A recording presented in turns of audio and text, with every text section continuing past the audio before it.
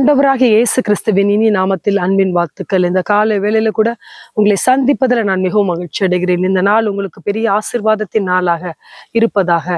இந்த நாளில நாம் தியானிக்க இருக்கிற வசனம் ஏசாயா எழுதின புஸ்தகம் 26வது அதிகாரம் 4வது வசனத்தை வாசிக்கும் போது, கர்த்தரை என்றென்றைக்கும் நம்புங்கள், கர்த்தராகிய யெகோவா நித்திய கண்மலையாய் இருக்கிறார் என்று வேதத்துல பார்க்கிறோம். ஆம், நம்முடைய தேவன் நமக்கு நித்திய கண்மலையாய் இருக்கிறார். நித்திய கண்மலை என்றால் முடிவில்லாத, இரக்கம் இல்லாத, நம்ம இந்த வாழ்க்கையில இருக்கிற ஒவ்வொரு நாளும் அவரே நமக்கு கண்மலையாய் இருக்கிறார் என்று பார்க்கிறோம். நாம் செய்ய வேண்டிய ஒரே காரியம் அவரை நம்ப வேண்டும். மனிதர்களை நம்புவது விட்டுவிட்டு கர்த்தரை நாம் நம்புகிறவர்களாய் இருக்க வேண்டும் என்று பார்க்கிறோம். இந்த 26வது அதிகாரம் 3வது வசனத்தை கூட வாசிக்கும் போது, உம்மை உறுதியாய் பற்றி கொண்ட உன் மனதை உடையவன் உம்மையே நம்பி இருக்கிறபடியால் நீர் அவரை பூரண சமாதானத்தோடு காத்துக்கொள்வீர் என்று வேதத்துல பார்க்கிறோம். நம்முடைய தேவனை நான் நம்பும் போது முதலாவது அவர் நமக்கு நித்திய கண்மலையாய் இருக்கிறார். அது மாத்திரமல்ல, நமக்கு பூரண சமாதானத்தை தருகிறவர் அவர் கூட இருக்கிறார்.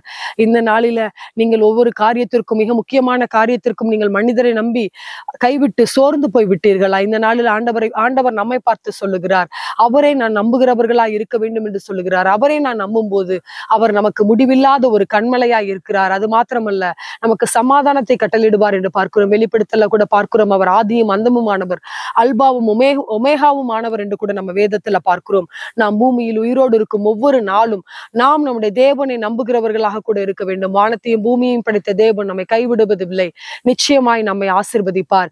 நாம் அவரை நம்புகிறவர்களா இருப்போம். மனுஷர்களை நம்புவதை விட்டுவிட்டு, ஒருவேளை நீங்க அநேக மனுஷர்களை நம்பி சோர்ந்து போய்விட்டு, இந்த காரியம் நடக்க வாய்ப்பில்லையே, இது நடக்க வாய்ப்பில்லையே, இதிலிருந்து நான் எப்படி மீண்டு வருவேன் என்று சோர்ந்து போயிருக்கிறீர்களா?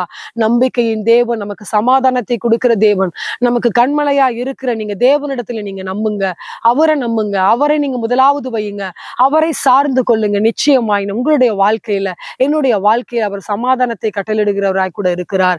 கண்களை மூடி கூட நம்ம செபிக்கலாம். ஆண்டவரே, இந்த நாளில நித்திய கண்மலையை நாங்க நம்ப வேண்டும் என்பதை நாங்க வேதத்துல பார்த்தோம். அப்பா, நாங்கள் ஒவ்வொரு நாளும் உம்மை நம்ப, அப்பா, மனுஷர்களை நம்புவதை விட்டுவிட்டு உம்மை நாங்கள் நம்ப, உம்மை சார்ந்து கொள்ள, அப்பா, நாங்கள் உயிரோடு இருக்கும் ஒவ்வொரு நாளும் உம்மையே பற்றி கொள்ள, உம்மை தவிர எங்களுக்கு வேறு வழி இல்லை என்பதை நாங்கள் உணர்ந்து உம்மை சார்ந்து கொள்ள உதவி செய்யுங்க ஆண்டவரே.